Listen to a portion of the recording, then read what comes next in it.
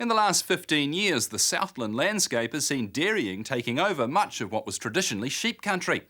The Black family has adapted their sheep breeds and breeding regimes at Blackdale Stud to produce animals better suited to the changing conditions. The family's contribution to sheep breeding in New Zealand was recognised in 2014 with two major honours at Beef and Lamb New Zealand's Sheep Industry Awards. Blackdale basically comprises of a family farm, established, I guess, for my parents back in the late 1960s. They started breeding genetics. The core emphasis is on ewe efficiency. Our ethos is to try and produce as much lamb at weaning time as the mated ewe body weight across our breeding programs. To do that, you need relatively high fertility. I'm not talking about stupid fertility, 300%, but certainly you need to be scanning 200 or thereabouts. You also need high growth rate, good milking ewes to deliver that.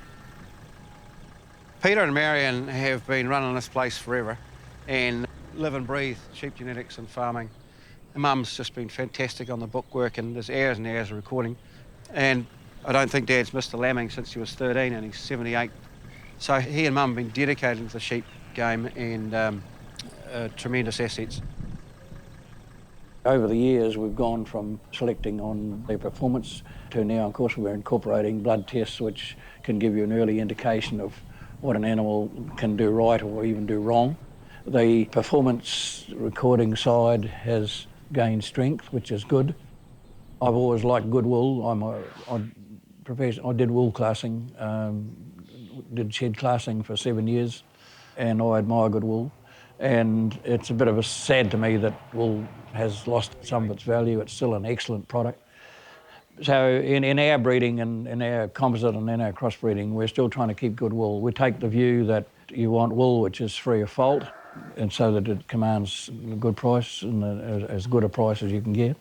And that wool weight is still important because you pay the shearer the same amount to shear a light fleece, you see a heavy, so there's a lot more margin in shearing a good weight fleece. 36. These are from flock ewes, which are basically Textras and Texel Coopworth ewe base, and I've put a Textra and some Texel rams back on those. We get a very high live weight to carcass weight dress out. We also get very high what we call lean meat yields on the Viascan Alliance system, which has seen us in the sort of high 90s qualifying every year. It's nice to be rewarded for putting in good meat products, so starting to see a bit of that. I believe one of the big issues facing us in terms of the next 5-10 years are really around the efficiencies and what I call the cost of farming. So animals that require little maintenance in terms of drenching and dagging, animals that are free mothering, you often get it in a storm. You'll have a ewe that's tucked up with two nice lambs in a sheltered spot and some other silly one that's out in an exposed place with two flat dead ones. You want the animals that are really intelligent to handle your environments. And as we get up the hill, the environments are a little more challenging. They're not as intensely stocked, but they still have those environmental climatic extremes. Hogget lambing has always been part of our exercise. It was part of my grading up in the Texel flock to give me faster grade up. The Texel Suffolks are the same. The Texel Suffolk is proving extremely popular with our buyers. It's an area where we're expanding. They incorporate the growth rates of the Suffolk with the muscling superiority of the Texel, and they've got some very good attributes in that they're a very robust and free-moving animal, and they're very free lambing. The particular hoggets here behind us, they scanned 133% and tailed 125, and they lost less than 5% of lambs from scan to tail. So that's a really good effort, and that's not the first year that mob's done that. Over the years, Blackdale's had the opportunities to establish what are called satellite flocks, and we haven't.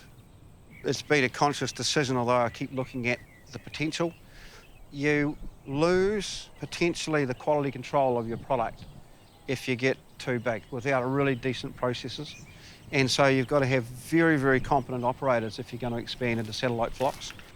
I think our focus is to be more on the quality control aspect, and that means we're sort of smaller on numbers, but we just want to be in the very top. The sheep industry per se is a fantastic industry, and there is huge developments being made on farm. There is still a lot more potential lift in their productivity. I'm not talking about production, but productivity, so more for less. And I think that the difference between the top operators and some of the poor ones is pretty outstanding, actually. So if you can lift some of those levels, huge potential in the industry. We're talking a couple of $1 billion just without doing anything new. In terms of the organisation of the industry and its stability in payments, there's some work to do, serious work, to give farmers the confidence to actually invest to lift that game. We keep finding new gene discoveries and options, and I think there's some markets in the future may pay for some certain traits. So there are healthy fats and there are various things. I think there is a lot more scope to get pricing production lifted both.